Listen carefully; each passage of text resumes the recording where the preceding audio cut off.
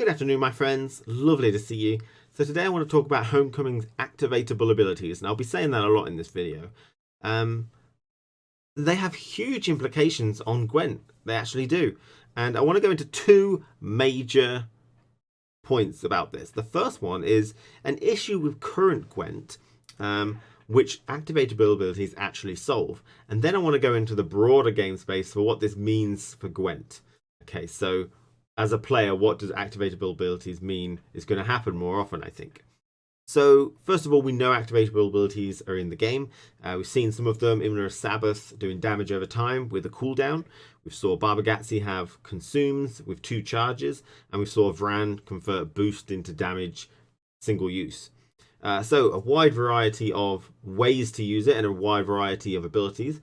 And because I think activatable ability system is, a big deal, and it's quite a unique system they're introducing to Gwent at least, I think it's safe to say CD Projekt Red will go into this particular system, as wide as they can, as best they can. So it's probably quite obvious that we'll see a range of abilities on this. So damage, healing, weather clear if it's not too imbalanced, consumes, armoring up if armor's still in the game, unarmoring, damage over time, healing over time.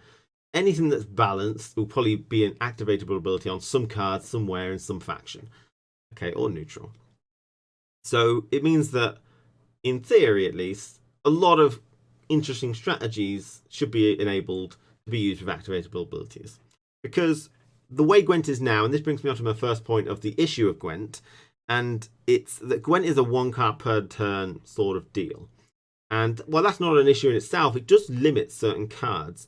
And the card that I'm going to use as an example today is Ceres Fearless. Really cool. When she was announced, I loved her. It was such an interesting, unique ability. Had some really cool, creative ways that you could trigger her.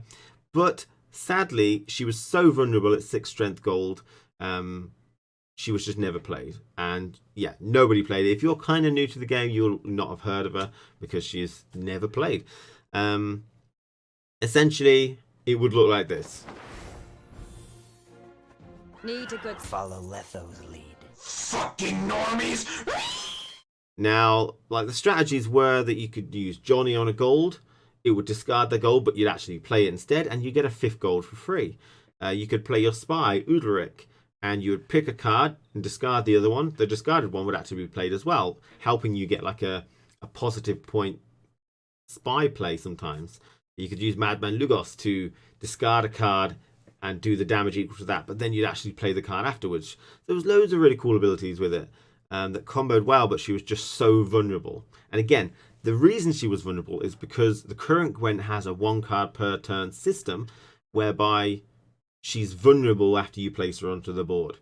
And this is where activatable abilities would actually help. So presuming we get the widest range of activatable abilities we can think of, you could imagine this. In Homecoming, I have placed a card onto the board in the previous turn, and this is some sort of bronze card which has an activatable ability and it boosts something by 5 when I want to.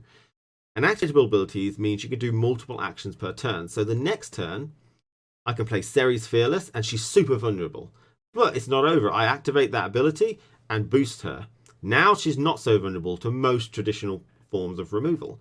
Therefore, kind of solidifying my strategy using setup, deck building prowess, some foresight, and it allows you to print some risky, very vulnerable cards with great abilities, because as a deck builder you can play around that with these activatable abilities because you've got multiple cards per turn, multiple actions per turn.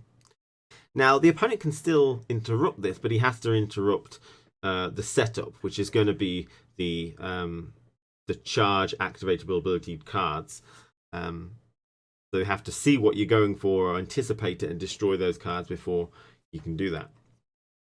Okay, so this brings me on to Gwen in a wider game space. Like I've said, we're moving away from 1 card per turn. I think probably the most accurate thing like that might be what we've seen of Wolfsbane on something like Sabbath.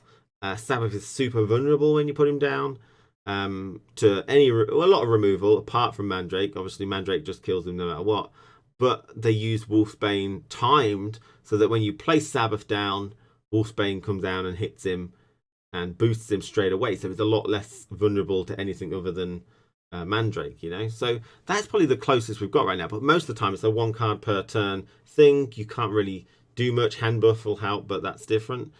But now we're moving into multiple actions per turn. We're set up, and that means that the game's going to turn into more of a slow build up and then explosions of strategy, where you can enlist your strategy. And it probably feels quite good. I mean, I played some Magic, and it feels good to actually play multiple cards into a whole strategy, you know, rather than playing a card and hope it doesn't get removed, and then if it does, you feel like crap, you know. You can use a variety of worse cards in traditional Gwent that we've seen, because you can, you know, activate them quickly or something like that. So I think the game will become a lot more explosive in certain turns where people want to just get their strategy done. Okay, and it's the setup that you're going to have to disrupt to try and weaken that extra value at the end. So I think that's what I wanted to talk about. I want to know your thoughts on this. I got the feeling a lot of people don't like the idea when I say moving away from traditional Gwent. You know, it's going to ring alarm bells. But I have wanted to be able to do, you know, multiple cards per turn in some way before. This, I think, is probably the best way that it could probably be implemented. And I'm super excited to see me, you know, being able to actually get your strategies off feels good. And it's nice that if I plan my deck correctly, I should be able to do some more wackier, more riskier gameplay that just wouldn't be possible in traditional Gwent at the minute. So thank you very much for watching, my friends, and I'll see you again next time. Take care.